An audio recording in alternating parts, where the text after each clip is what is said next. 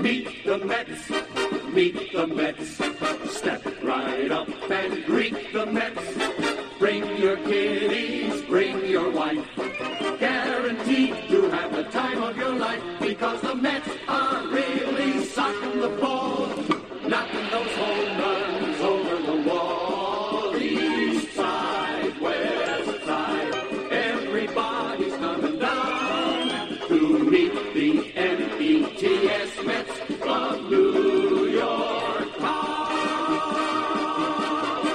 Oh, the butcher and the baker and the people on the streets, where do they go? To meet the Mets! Oh, they're hollering and cheering and they're jumping in their seats. Where do they go? To meet the Mets! All the fans are true to the orange and blue, so hurry up and come on down, 'cause we got ourselves a ball club, the Mets of New York town. Give 'em a yell, give 'em a hand, and let 'em know you're rooting in the stand. Come on and meet the Mets, meet the Mets. Step right up and greet the Mets. Bring your kiddies, bring your wife. Guaranteed to have the time of your life, because the Mets are really socking the ball, knocking those home runs over the wall. East side, west side, everybody's coming down to meet the Mets of New York town, of New York town.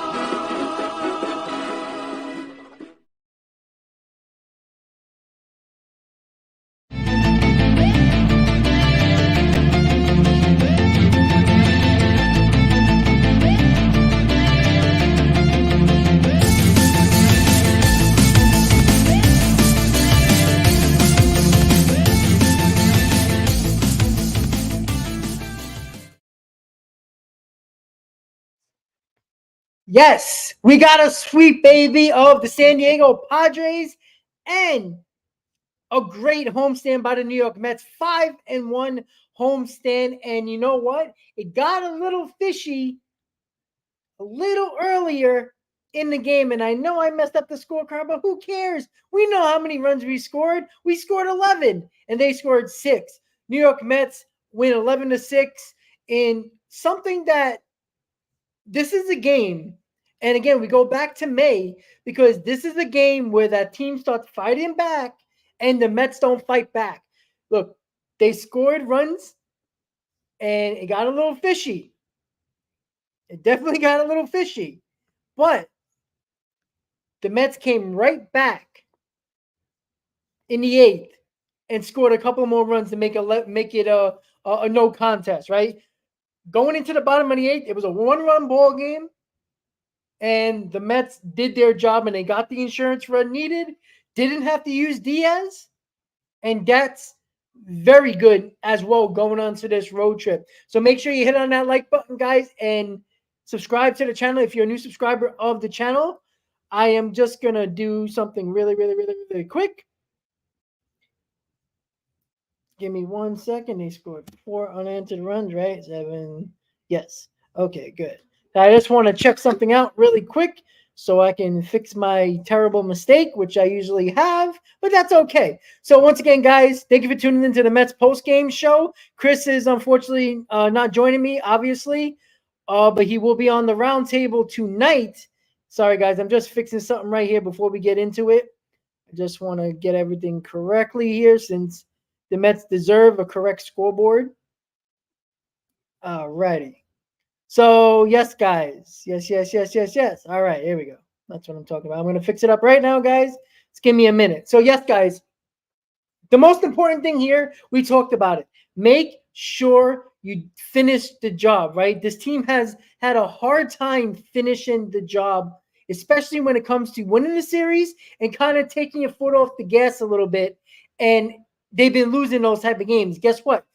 They answered rather quickly, right? Padres scored early. Mets scored 4 runs in the first inning. A 3-run bomb by Pete Alonso, who had a hell of a game today. We'll definitely talk about him since everybody, likes, everybody thinks that I just destroy him at any means necessary, which I do, but I give credit where credit's due. 5 RBIs for Pete Alonso today, 3-run home run in the first inning.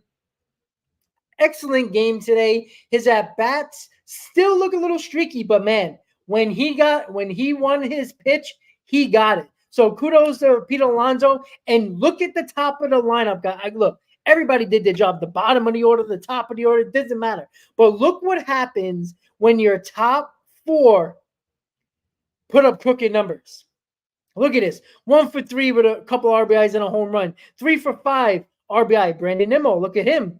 JD Martinez still raging hot. 2 for 3, couple RBI, couple of walks, a double. Pete Alonso, 2 for 5, 3-run home run, 5 RBIs. All those crooked numbers at the top of the line, that's why this team is dangerous.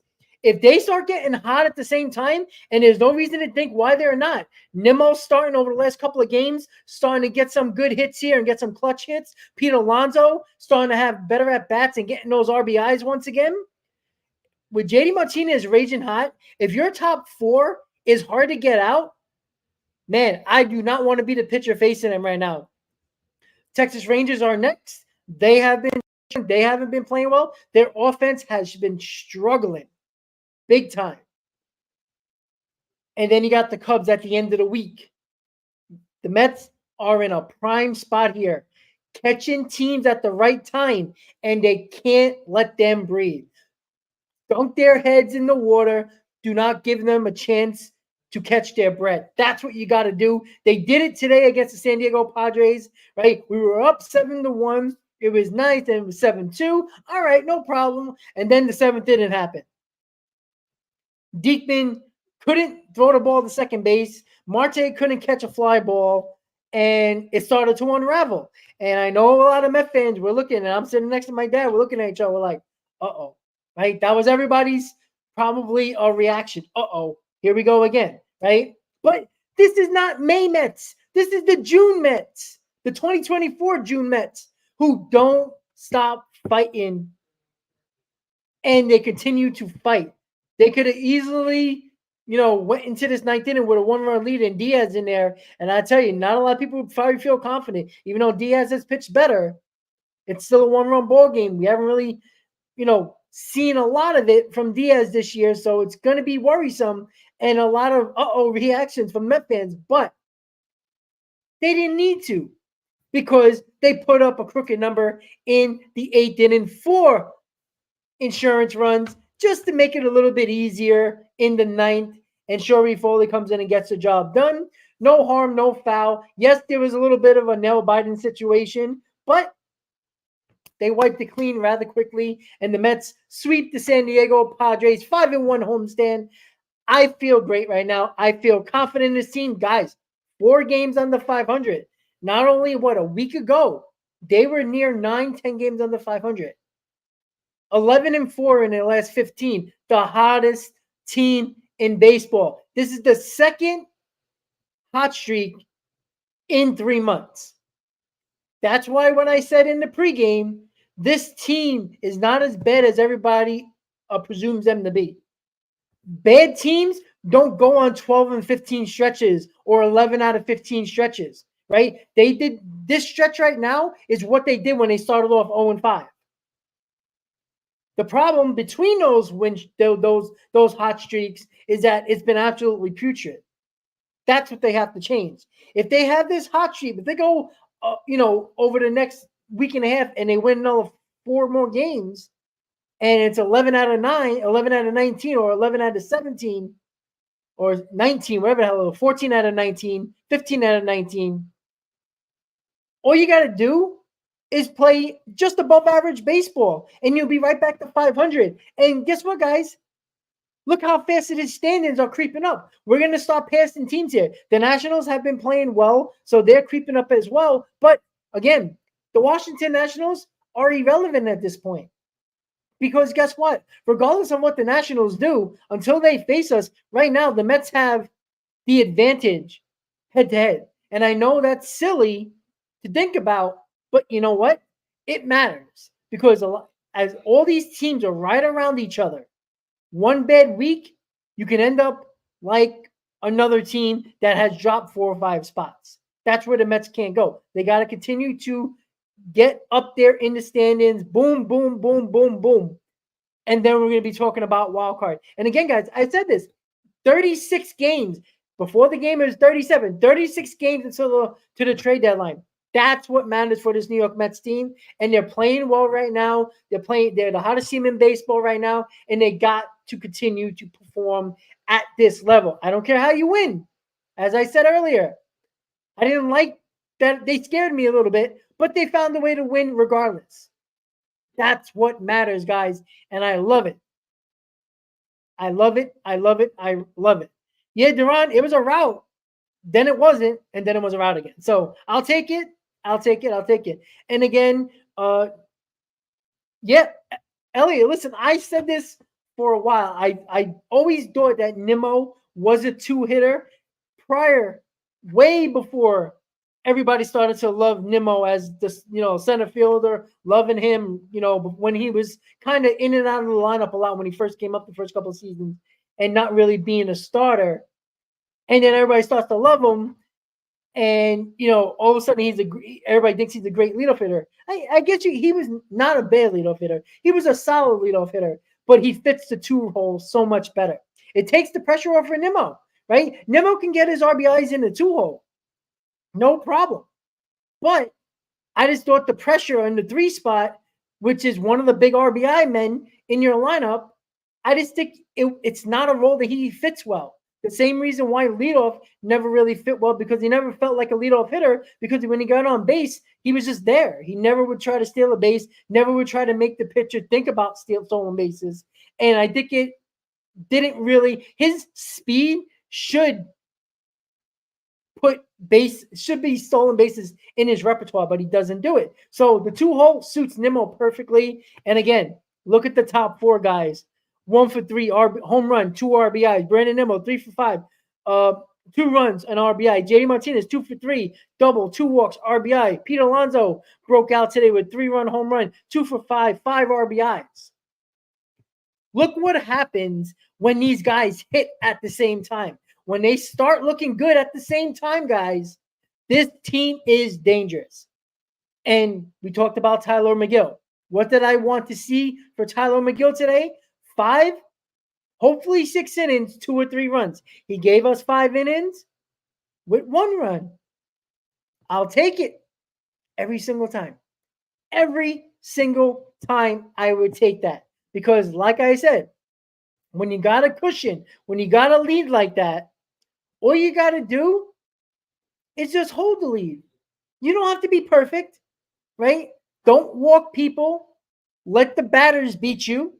And that's what Tyler McGill did. He had a lead. He ran with it, did what he had to do. Pitch count got a little up there, but all right. You take him out. You go to the bullpen, right? Diekman scared the hell out of you, but it is what it is. They still found a way to get the job done, right? And when the pitching was lacking a little bit, the offense picked them up. Signs of a good team. Again, I said in the pregame, I am not going to say this is a good team yet. They still got to prove a lot more, but they're showing signs of a good team that is consistently winning and winning in different ways. That's why it's important to have a team, especially in the Mets, that kind of lose focus and just not like the offense doesn't do anything, the pitching doesn't do anything. We're like, oh, great, right? But somebody's stepping up every single game. The offense stepped up today. Great. If the offense didn't step up today, we might have been in trouble. They did score 6 runs on us, right? If the offense didn't do its job, we'll win a game like game 1, 2-1. It's lovely to see that they're winning in different ways because, as I said, again, in the pregame, the offense, the rotation, and the bullpen has been slightly above average as a whole. But they actually, whoever does that job that day plays really good. And it puts them over the top. So you don't have to, like, we would love for the offense and the starting pitching to just show up at the same time. And, we're golden. We're going to be winning a hell of a lot of games. And we're going to be very, very positive on all these shows. Go figure. But it doesn't always happen. And if they can find a way to win with just doing one thing very well in that game, who cares? I don't care how you win. You win 2-1, 11-6, 5-4, 10-2. I don't care. Just win, as my boy in the chat, Chris says. And that's the way it is. That's what we have to continue to try to continue to move forward here, because the hottest team in baseball is our New York Mets. This is the second hot streak in a 15-game stretch in 3 months. Again, find me a bad team that has done that this year. They might have had one hot streak, but that's why they're even worse than the Mets record-wise, because they haven't had a second hot streak. I'm sorry. Good teams, or teams that are on the verge of being a good team and a consistent good team, has these type of hot streaks. Now, again, bad teams have very big lows, and the Mets had 2 of them. They started off 0-5, and then they went on that 12 out of 15. Then they had May, absolutely terrible, and now they have 11 out of 15 stretch.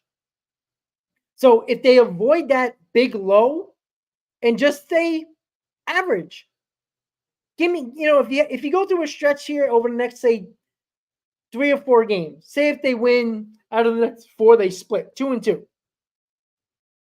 And then, they kind of level out a little bit, go 500 over the next 2 weeks. That's average. When you come from a hot streak, you can't go on a big losing streak. You can't lose, 5 out of 6, because then all the work you've done has gone to waste. So if they, go that 500 route after the hot streak, because they will cool off eventually. We all know that. You can't just stay hot forever.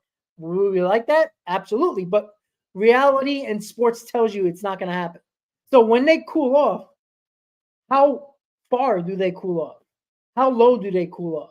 Is it, all right, we're still winning ball games. We're not playing, 6, 7, 8 games over 500, but we're 1 game over 500 or at 500. And we're still winning 2, losing 1, winning 3, losing 1, winning 3, losing 2. We're staying around that 500 mark and playing average baseball.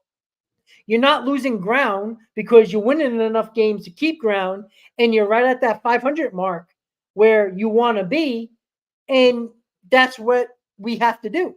And that's what they have to continue to do, and we'll see how that goes going forward. So once again, guys, make sure you hit on that like button. Mets win 11-6 and finish the series off in a sweep at home.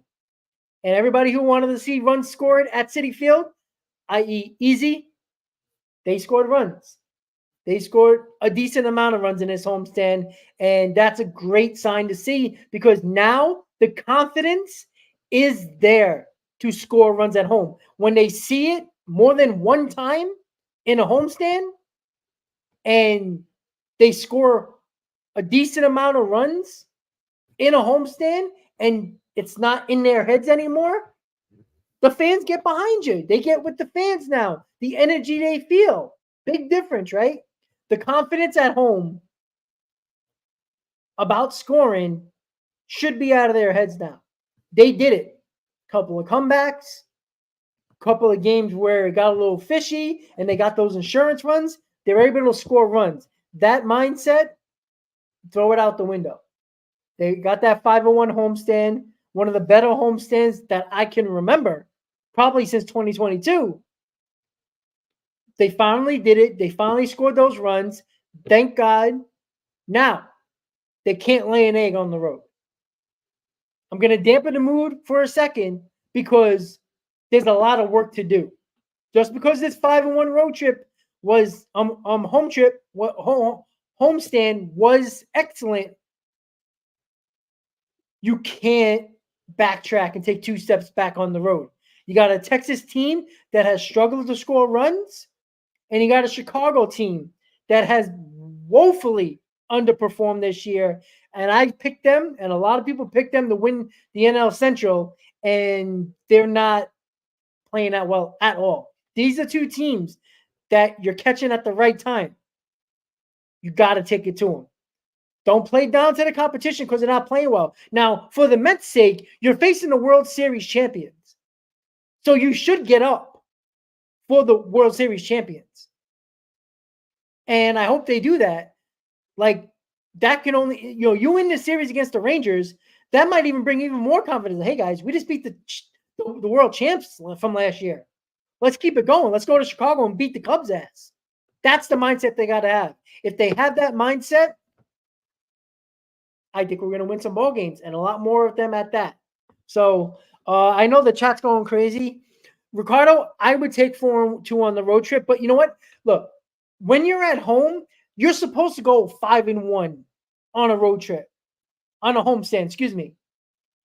On a road trip, if you play 500, it's okay. It's not the end of the world. Look, I want 4-2. I want 5-1. Shit, I want 6-0. But you have to understand, road games are not easy. You don't got the fans behind you. The home team got the energy most of the time. You're not in your element. So 500 on the road, I take, especially coming back home. And yeah, the Yankees are after that when we come back home. But 500 is what you should be on the road. At home, you're supposed to be a couple of games over 500 on every homestand. And that's what we hope that the Mets don't do. Do is a 500. Like I said, 500 is going to keep you 4 games on the 500, which is not exactly what we want. But listen, you'll take it, especially with 2 teams that, any waking moment, they can start going crazy because the Rangers do have the offense. We all watched it in the playoffs. We watched it during the season, and they're dangerous. So you got to be careful. But the Mets and I'm so glad the Mets don't have an off day tomorrow. I'm glad they're going right into Texas. Take that momentum on the plane, land in Arlington, and keep it going. Step on the goddamn throats of the world champions. That's what I want to see. You beat the world champions. Yes, they're not playing well right now. Too bad. We'll take a series win and go off to Chicago. That's what I want to see from the New York Mets. But man, 11-6. If I told you 5-1 homestand, and listen, me, Chris, and I don't remember if I think even Hayden said on the round table, even Hector, that they were expecting a decent homestand. But 5-1, how can anyone predict that? Look, we were confident going into the homestand that they would play well. I would think at best 4-2, but 5-1, man, that gives me a little bit of goosebumps because that's something when it's unexpected, it feels better, especially when you're winning. And I love it. Let's look at the comments. I'm trying to catch up with all the comments. Luis Terrence, hell yeah. Yeah, well, Johnny, a week ago, we were 5.5 games out. A week and a half ago, we were 5.5 games out. The Mets gained 3.5 games. So teams are losing. And again, it doesn't matter what the teams in front of us are doing. The only teams that matter are the teams that are top of the 2 wildcard spots. And the Mets just took 3 from the Padres who were in the second wildcard. So we gained 3 games on them. And yeah, the teams in front of us have to lose, absolutely. But we'll be facing those teams again. One of them are the Nationals.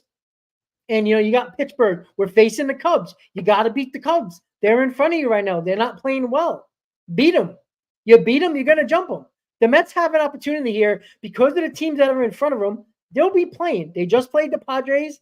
It was imperative to take 2 out of 3. They swept them. They just gained 3 games on the Padres. Now you got Texas. Now the Texas games obviously are not division National League games, but they're important because the Mets put themselves behind the 8 ball early. So take 2 out of 3 there. When you go to Chicago, 2 out of 3 a minimum. If you sweep the Cubs, you gain 3 games on the Cubs, and you jump over them. What are the Cubs? A half a game better than the Mets or a game better than the Mets? You take 2 out of 3. Now you're tied with them at the very least. You sweep them, you're a game ahead, and you jump over teams. It takes a little bit of time from jumping over teams. You got to remember, guys, the Mets not too long ago were 5.5 games out of a wild card, and they were 2 or 3 games behind the team that was right in front of them. Now they're not. They're either a half a game or a game. Again, it's a game and a half difference for most of the National League wild card. That's not the third or second wild card. So we're right there. Again, you keep on performing, the teams are going to lose. Nobody has gone on a hot streak that's in front of the Mets, mostly at all. They might have had one hot streak, but that was it. The Mets have 2. And it's in between their hot streak right now. And it's still continuing. Yeah, exactly, Todd. That's exactly 5 out of the 13 teams in the LO are 2 games of each other. Again, one team goes on a 2-game losing streak, the other team wins 2. Guess what? You're right there again. It's not going to be hard to jump over these teams. Again, go back to last year. Look where the Arizona Diamondbacks were when they were starting to fall apart. They were 3-4 teams back. They had a hot streak, and boom, they jumped over teams, and they made the wild card. Again, I'm just trying to be relatable to other teams because it happened. The Phillies did it in 2022. Same thing, right? It's early in the season. Our goal right now is games back of the wild card, regardless of how many teams are in front of you. Because right now on June 16th, happy Father's Day to all the fathers out there. The games, the teams that are in front of you, and there's a ton of them, doesn't matter. It matters when it's September, when you don't have that many games left. The Mets have a ton of games left. But get into the trade deadline, the games back matters. That's why I keep on pounding the pavement with the games back, because that's all that matters. If the games back are striking distance back from a wild card spot, the Mets are going to be complete sellers at the deadline. 36 games to go, by the way. That's the point. That is the point I keep on trying to put in people's heads and Met fans' heads. That are like, well, you're not worrying about the second wild card. Because the front office is worrying about that. Because that's going to determine 36 games from now what the Mets will do at the deadline. That's the point I've been trying to make. Not that, if we catch the wild card team on July 15th, it's great. Yeah, it's nice, but it doesn't mean nothing that we're going to make the playoffs in September. The games back matter because you only got 36 games into the trade deadline. That's the point I'm trying to drive. I know my boy Hector talks about not looking at the standings. Yeah, if you're knowing that you're a team that should be contending for a playoff spot, you don't worry about that until, August and September, when it's really getting to the nitty-gritty. But when your season only matters in the first half and 107 games into the season, which is the deadline, you play 107 games and the deadline is that day. So give it 36 games until the deadline, let's say 34, because a few days before the deadline, trains will start happening, right? So 34 games or so, you got to be within a magical number. Whatever the front office deems a number of games back, they would be okay with to either buy or stay pat. Whatever that is, that's what they're going by. That's why that number matters. So it doesn't matter why, if we're 2 games back of a wild card, 7 games back, 3 games back, based on making the playoffs at the end of September. It matters because the front office has a number in mind that if they're this many games back, they're either buyers or sellers or staying pat, depending on what they're going to do. Maybe a small sell-off with a couple of buys, maybe, sell high on one of the players that you want to get rid of and bring in a player that you might need in the bullpen or the rotation or maybe even in the lineup. That's what you have to think of. And that's what I'm trying to keep on putting into you guys' heads, that when people tell me I'm not worried about the wild card, I'm not worried about how many games back, trust me, you better. Because I don't want to hear 36 games from now, if the Mets are sellers and they're 4.5 games back, and you're going to bitch, moan, and cry why they are sellers when they're only 4.5 games back. Why? Because they had a number, and I agree with this. I think a front office should have a plan either way. Before the season starts, knowing that you're going into a season that you want to have a competitive team, as they said, that is a team that is 50-50 making the playoffs, right? So it could go either way. I guarantee you, Stearns has a plan for in the wild card mix and not in the wild card mix. And that plan is going to be executed regardless of how your feelings are or what your emotions are about this team. That's a fact. And not a lot of people like to hear it, and not a lot of people like to talk about it. First off, it's a business. You use your emotions, you're going to destroy yourself when it comes to the trade deadline. They have a number in mind for plan A and plan B. Plan A is a buy mode if they're within whatever the front office believes amount of games back they deem that they're still relevant. Plan B is sell mode, and that means not close enough to the wild card to waste our time. So that's where we are. And remember, games back of the wild card matters because of the deadline, not because of September. Just because the Mets might be on that magic number, but games back of the wild card or in a wild card spot, doesn't mean they're going to make the playoffs 3 months from now or 2 months from now. It's just giving an extended season, basically. I said there's 2 parts to the season. Prior to the deadline is season 1. After the deadline is season 2. Season 1 is all that matters. Game 108, which is the day after the deadline, could mean absolutely nothing.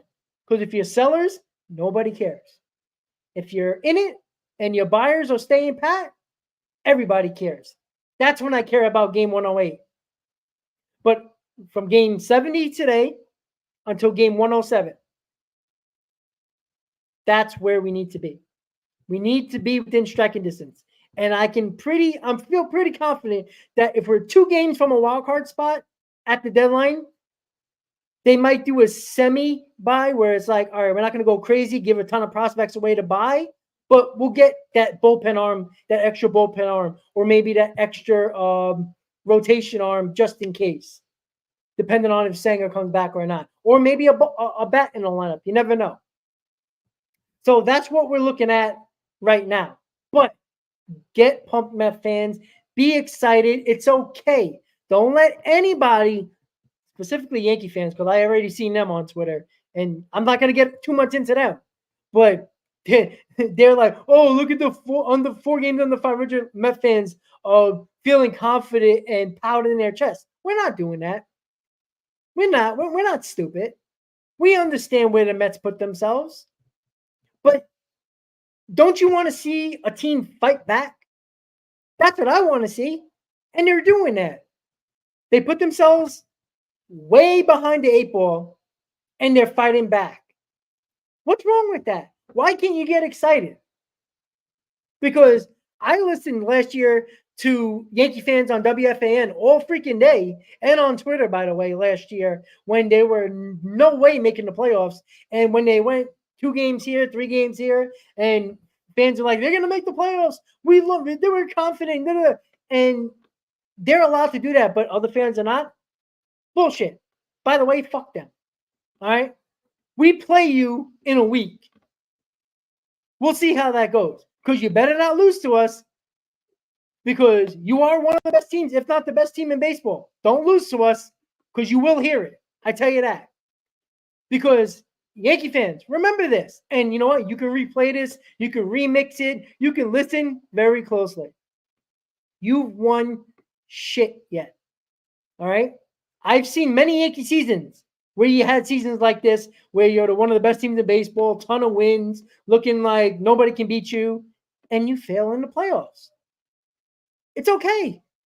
I know my team sucks. My team never makes the playoffs. But you know what, Yankee fans? Criticize your team and worry about your team. Don't worry about the Mets. The Mets should never, especially this year, the Mets should never be spoken out of your mouth. There's no need for it.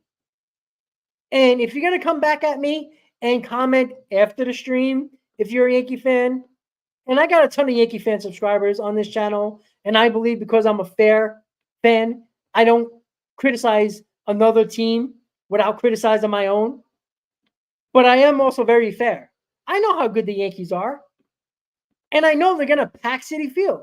It's a fact. They did it in 2022. They did it in 2023. I understand that. I completely understand that. But the Mets are at home. And if they have a good homestand, a road trip, coming back home to face the Yankees, I feel pretty confident in that series. I do. Especially if my top of the lineup's red hot. And then Soto can see how it really is at Citi Field. Because he loves that ballpark. He said that a long time ago. But we'll see. So, all right, guys, here we go. Mets travel to Texas today. No off day. Momentum riding high. Going to Texas. Texas team that has a hard time scoring. Their pitching has been pretty solid. But their offense, not good. One of their best players, Aroldis Garcia, has been really struggling all season. Take advantage of them not playing well now. Same thing goes for the Cubs series. The Cubs have underperformed big time and not playing well. Take advantage of them not playing well because those games are going to matter. You're playing a team like the Cubs, and I'm not trying to overreach and pass the Texas series. Absolutely not. I'm not looking at it, but I'm trying to paint the picture here. The Cubs are what? A game ahead of you? Depending on what they do over the next couple of games, guess what? You can pass the Cubs after that series. So take care of business in Texas, 2 out of 3. Win series. I love to be greedy, but I'm a Mets fan. I got to take a step back because I don't want to be that greedy. I'm not a Yankee fan. All right? I'm going to be cautiously optimistic and take 2 out of 3 from both teams. And then that's a 4-2 homestand road trip. Excuse me, I keep on saying that. 4-2 road trip. We'll take that. Fly back home for the off day. So the Mets have 2 off days. Thursday, right? Yeah, Thursday and Monday. So they got an off day Thursday before they fly to Chicago. And then they have Monday off after they fly to Chicago to home. And then have the off day to play the Yankees. So get pumped, Met fans. Met fans sweep the San Diego Padres, which all I heard, San Diego Padres are so much better than the New York Mets. They're not that good. All right, all the talent they have, it's a team that doesn't work well together. Sorry, we talk about chemistry all the time with our New York Mets. Somehow, some way, whatever was said in that meeting, they clearly woke up somehow, some way. I don't know what was said. They might have, cursed each other out. They might have gotten each other's faces and finally, woke themselves up, right? There's no secrets anymore. There ain't no clicks in the corner. Everybody is communicating. Everybody's talking to each other. You heard Gary Cohen talk about it on the other broadcast the other night. What did he say? He said that the Mets, prior to the meeting, everybody used to be in their own corners, on their phones, doing their own thing. Now, after ball games, they're sitting down, hanging out, eating, talking about the game, talking about what did you do different at bat to, put up a good swing there? What did you change anything? Your hands, your stance, what did you do? And they're talking about that, talking about the game. Again, you don't have to be best friends. You have to be good teammates. And starting to be a good teammate is communicating with each other on the field and in the clubhouse. Off the field, outside of the clubhouse, I don't give a shit. You can curse each other out after the game. After you leave the clubhouse, you don't even have to speak to each other. But being good teammates and having that chemistry and that camaraderie matters. No matter if you like each other or not. And you're starting to see this team working together, right? The Mets team in May would easily have lost today. The Mets team in June, no. They wouldn't let it happen. All right, guys. So with that said, 8 o'clock tonight, you see that on the screen right there? Mets Roundtable Podcast, 8 p.m. tonight, less than 3 hours away. You will get the best hour on YouTube. Myself, Hector, Hayden, and Chris will have you enjoying yourself late on a Sunday night as we talk about our New York Mets and our 5-1 homestand, our 11 out of 15. The Mets are the hottest team in baseball, and we're going to have a roundtable that is actually going to be probably 100% positive, guys. And that's fun. So don't forget to join us at 8 p.m. tonight. It's going to be a lot of fun. And by the way, guys, after the stream ends, don't leave. The stream is going to direct you right to the roundtable screen. Click on that like button before you, eat some food, eat some dinner, and then join us at 8 p.m. But make sure you hit on that like button. The more likes we get prior to the stream, the more the stream is going to be at the top of the list.